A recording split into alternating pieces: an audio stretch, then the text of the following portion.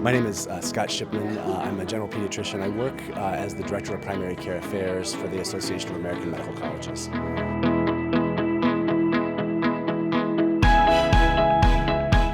Good afternoon, everyone.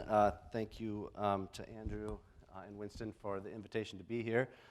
Thank you for linking me up with Diane and Candace as my group for this session. Nice to be with friends for that. And it's nice to be with friends here more broadly. There's so many people who I enjoy spending time with who I can't possibly spend enough time with, so it's nice to be here with all of you. So my subject today, or my topic, is to talk about teamwork at the interface of primary care and specialty care, or maybe more simply labeled, have you taken a specialist to lunch lately? Almost from the moment we decide to go into medicine, forces start to pull us apart, to differentiate into the specialty or the specialist that we ultimately want to become. Whether it's our parents and our friends, whether it's the admissions committee or the admissions interviewers, when we get into medical school, certainly the formal and informal curriculum, much of it is about pulling us apart and differentiating us as early as possible. And I think it's interesting that that's the case, and wouldn't it be a better situation if we saw as the optimal response to that interviewer's question about what specialties are you considering, if the applicant said, well, all of them. Don't we really want people who come in that open and that curious about the specialties that are out there? The expectations that we have that we differentiate so early are not always for the best. But be that as it may, ultimately we do differentiate into our specialized cell or specialty that we believe is right for us, and we learn to coexist with all the other specialties. How we learn to coexist, however, is interesting. We heard yesterday about this concept of the tribe and how the tribes in primary care haven't always worked together as effectively as they might. Well, tribes aren't necessarily a bad thing. I might be with the tribe that cheers for the Red Sox, and you might be for the tribe that cheers for the Yankees, and that's kind of fun. Within medicine, the specialty tribe that we associate with is one where we develop some self-identity around that. There's nothing wrong with that identification as a family physician or as a pediatrician or as an interventional cardiologist or a dermatologist. Intrinsically, that's not the problem. The problem comes when our tribes start to take a tribalistic approach to thinking about one another. And tribalism in medicine is really a pernicious problem, because what it is identifying ourselves based upon our contrast with others. It really sets us up for an us versus them way of looking at the world. And typically when it's us versus them, those that we associate with, those that we see as like us, are going to be right, and those that are them, they, are going to be less right than our tribe. And at its worst, tribalism can lead to real fractiousness and fragmentation in care. So what does tribalism look like? I'm picking here on family medicine only because if I'm going to be offensive, I might as well be offensive to the largest group in the audience. I could certainly pick pediatrics or general internal medicine equally well. That being said, this is from a website, a blog essentially, from residents and students called The Future of Family Medicine. And as you can see here, this is fresh perspectives by residents and students committed to the only true primary care specialty, right? So what does that say? That's not saying that family medicine cares about primary care or thinks holistically about patients or that they care for the whole family. What it's saying is that we are somehow distinct from other primary care disciplines because we're the only real primary care discipline. And that's sort of tribalism, I think, embodied. And we might say, well, these are residents and students. They're still trying to get their feel for things, a little rough around the edges still. Of course, this doesn't ever happen in the actual practicing fields of family medicine or pediatrics, right? Well, I would argue that perhaps it does. Let's look at something as ubiquitous and as accepted as the patient-centered medical home. Well, first of all, we only let a few of these cells into the medical home, right? So, we might have here pediatrics, and here's family medicine, and here's general internal medicine. Some of those geriatricians we might let in the home, maybe a few of the adolescent docs. But everyone else, we decide, well, we'll call you part of the neighborhood. You're part of the medical neighborhood. We acknowledge that you exist, but you're not really part of the medical home. You're not central. Now, if you have an advocate like Ben Miller, you may be lucky enough to be invited into the home, right? So now we have a very big push towards integrated primary care, where we're saying behavioral and mental health should be a part of the medical home. But the rest of you, you're still outside for now, and we'll work with you. We might invite you to a play date every once in a while, but you're not a part of the home. And while I'm being extreme here, if you look at this from outside of our perspective, where the PCMH is just part and parcel of who we are and what we care about, it is, at least arguably, somewhat of an exclusionist way of looking at what's central to healthcare. Well, let's look at another example. We've heard here a few times about Family Medicine for America's Health and the Health is Primary public campaign to really promote the value of primary care and, frankly, to promote the value of family medicine. Now, at its roots, this is obviously a well-intended effort to promote the self-identity of family medicine and the importance of primary care to the public at large. However, I think you could at least argue that this smacks of some tribalism as well. It is brought to you by America's family physicians, and it's unclear whether health is brought to you by America's family physicians, or primary care is most fundamentally brought to you by America's family physicians, or this Health is Primary project is brought to you. So I think there's some probably intentional, or at least not fully unintentional, ambiguity there. So I'm going to break some news to you today. I work at the AAMC. We happen to have interactions with not only primary care, with specialist groups as well. And I have it on good authority, or at least I'm going to start a rumor, that the specialty societies have banded together. And they are actually forming a counteroffensive to the Health is Primary movement. And I happen to get some early drafts of some of their promotional materials, and I want to share those with you. Oh no, well, that's too bad. This is the Mac to. So what this says, or what it was supposed to say, is health is special. My font got messed up and it kind of got thrown off here. But so the specialists program is going to be health is special. And though you can't see it as well, they also one-upped the health is primary, because they added an exclamation point after the special, which, as any marketer will tell you, is the way to get people's attention and the only way to get people's attention today. The specialty groups are going to promote on the theme of specializing in the health for America, or for Americans. Again, they're still working out the edges here. The graphics aren't as good, certainly, as the Health is Primary ones, but and the font is totally messed up now. But beyond that, I think that we have now the full spectrum represented in these campaigns. And of course, this is an obnoxious thought, right? It's absurd to think that the specialists would mount a campaign like this. But I'd argue that it's equally absurd to think that any of us can go it alone today. Primary care docs need specialists, and specialists need primary care docs. And we really have to think about how do we work together, not how do we separate and do things alone. So, we can joke about these competing campaigns, but what isn't a joke, and I think what most of us would accept, is that this us versus them paradigm, this tribalism, is really prevalent between primary care and specialty care.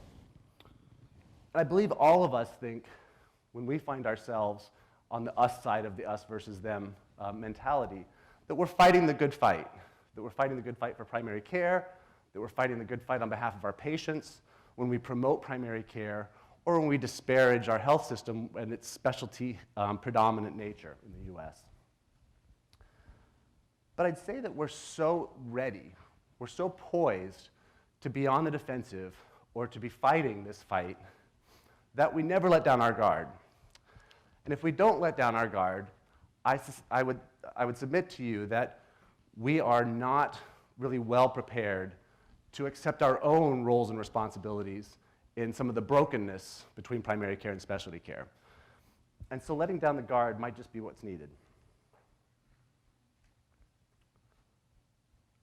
If we step back to look at why the current reality of the us versus them exists, I'd suggest there are lots of reasons, but I'll highlight a couple. Not that long ago, primary care docs and specialists actually had relationships with one another. They rounded together in the hospital on the sickest patients. They sat together in doctors' lounges, like this old picture from the University of Rochester, and they got to know one another. They got to know one another around the patients they cared for, so they understood their professional roles quite clearly, and they understood each other as people. Today, if you look at the doctor's lounge at Wright State University, which is shown here on the right, it's a much different place, right? It's set up with terminals and cubes, and you can sit down and you can do your documentation. There's no room for any interaction in that doctor's lounge, and most of us don't even have doctor's lounges these days that we interact in, right? We certainly, since the advent of hospitalists, don't interact in the hospital anymore. The primary care doctor works in one setting and the specialist works in another setting, and we hardly ever interact. And as a result, we've ended up in a situation where we're effectively on different planets. And we're on different orbits as well.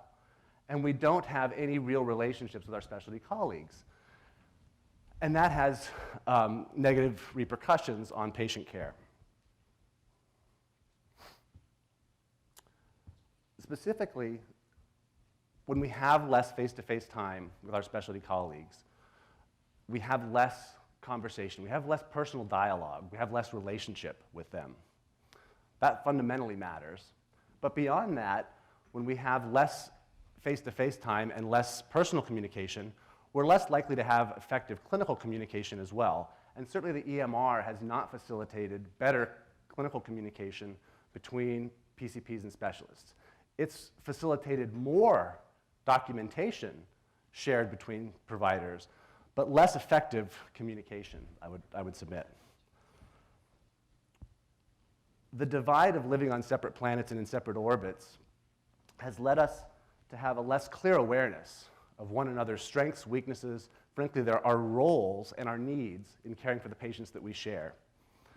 And at a very real level, we're now adversarial with one another and have a level of distrust. And that's not the foundation upon which to provide effective care for our patients. Well, at the same time, referrals, the kind of concrete space where we interact with our specialty colleagues, have shot through the roof. Today, 1 in every 3 patients is referred in a given year, 1 in 2 if you're over 65. Between 1999 and 2009, the likelihood that an ambulatory visit would result in a referral to a specialist increased by almost 2-fold, and the overall volume of referrals to specialty care way more than doubled, just in a decade. So we're spending more and more of our effort referring our patients to our specialty colleagues. This 1 to 10 here, this is a study that Mayo did informally, and they found that on average, for every patient that was referred from their primary care physicians to a specialist, it led to an average of 10 specialty visits. Let me restate that. Every referral from a primary care, every single referral from a primary care doc to a specialist led to an average of 10 specialty visits downstream. Now that could be recurring visits with the same specialist. That could be the specialist referring to other specialists and further dissociating or distancing care from a central home. But there's a significant downstream effect to every referral that we make. Now, despite our practice with referrals, and we get lots of it, obviously, we're not very good at it. Today, we rarely provide a clear clinical question when we're referring a patient. UCSF did a chart review and found about 14% of the time Were their PCPs actually asking a clear clinical question to their specialty colleagues? Specialists don't know what we want with patients longitudinally. Are they intended to continue to follow the patient, send them back or not? Over and over, I hear PCPs complaining that specialists hold on to patients longitudinally, essentially siphon patients off from us. But how well do we really communicate our needs and wants? Oftentimes not very well. And specialists often provide insufficient communication back to us as well. So the system's quite broken. So where do we start? Well, I'd suggest that we start by knowing ourselves. This is just data for the sake of discussion from one academic medical center. I've got data that looks just like this from a half a dozen other academic medical centers that shows the range of referral rates from PCPs to specialists. And it's just denominated on per 100 visits to primary care. So you can see that there are, I just highlighted a few here for the sake of discussion. So this individual here, actually that's not showing up. So this individual here has about 10 referrals per 100 visits to primary care. You can find a colleague who has half that many, 5, and you can find someone who has half as many again, 2.5. And on the other end, you can find someone who has 10 times that individual at the low end, who's referring almost 25 times per 100 visits. And this range is very, very typical. Every one of these academic medical centers that we've looked at has a similar huge variety. And what that tells us is that there's probably some people on the high end who are referring too often for their patients' best interests, and there are probably some others on the low end who are referring too infrequently for their patients' best interests. But how often do we actually look at this data and come to understand the variations that we have in our predilection to refer? I'd say that if we really want to succeed in primary care at driving towards a value-based future in how we deliver care and in success under value-based reimbursements, we have to know this sort of data. When you put the Mayo data together and think about all the downstream implications of referrals, and we have this sort of variation on our end in terms of when we have the threshold to send our patients off, it has real implications for the value and the cost of care we're providing. I'll make a quick plug for work that I'm involved in at the AAMC called Project CORE, which stands for Coordinating Optimal Referral Experiences, which is a project really working with academic medical centers to relook at their overall process for referrals between primary care and specialty care. And beyond that, the communication patterns and opportunities between primary care docs and specialists. Through e-consults and enhanced referrals and a variety of workflow improvements, we're working with these 12 academic medical centers now to improve care at this interface. And again, some issues with the fonts here.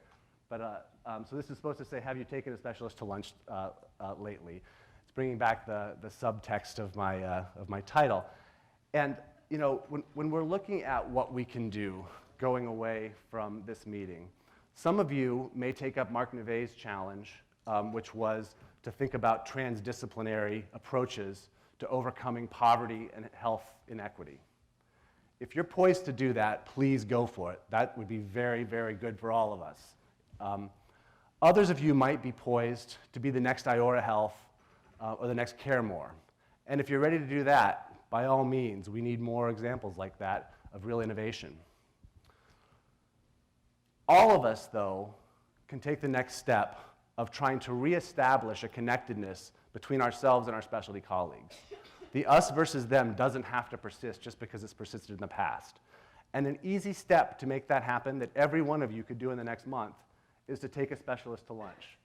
Sit down with them, talk with them, learn about what their struggles are. Nwando shared some of the burnout data. Specialists are just as burnt out as primary care docs are. Come to understand that more. Understand what the similarities are, what our challenges are together. If all of you did that, and half of you followed up that lunch with a conversation or a dialogue about thinking about the patients that you're sharing with that particular specialist and what each of your needs are, you start to move the ball forward. And if you take another step and think about how you might standardize approaches to asking good clinical questions, standardizing care management agreements so specialists and PCPs know what their roles are in the ongoing care of patients, we suddenly start to have some real momentum about reestablishing this interface between primary care and specialty care in an effective way. So every big idea doesn't have to be big. In this case, a little idea as simple as taking lunch with your specialty colleagues can go a long way. So thank you very much.